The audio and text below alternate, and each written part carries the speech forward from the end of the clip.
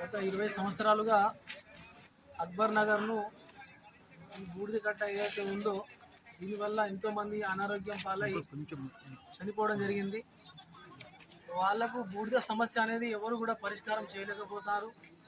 NTPC యాజమాన్యం కానీ, సంబంధిత కాంట్రాక్టర్ కానీ, సదరు ప్రజాప్రతినిధులు కానీ బాధ్యత లేకుండా ఈ అక్బర్ నగర్ను 20 ఏళ్ళు అన్యాయమే చేసిరు. ఇప్పుడు కూడా అదే అన్యాయమే చేస్తున్నారు. అక్బర్ నగర్ వాసుల జీవితాలను బూడిదతో నాశనం చేస్తున్నారు. అక్బర్ నగర్ బతుకులను బూడిద పాలు చేసిరు.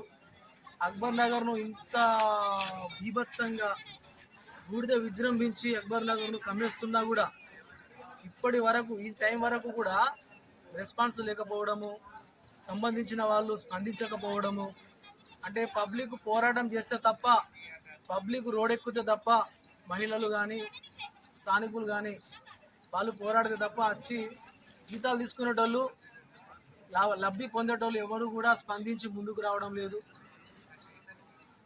ఇక్కడ ఎటువంటి సౌకర్యం కూడా కల్పించడానికి వాళ్ళకు మనసు అవ్వదు. మన సిఎస్ఆర్ నిధులు రాష్ట్రం అంతటా పోతాయి. మన ఎన్టీపీసీ డెవలప్మెంట్ రాష్ట్రం అంతా లబ్ధి పొందుతారు. కానీ సర్వ రోగాలు అక్బర్ నగర్ వాసులకే వస్తూ ఉన్నాయి. వాళ్ళు రోగాల బారిన పడి ప్రాణాలను పోగొట్టుకుంటూ ఉన్నారు.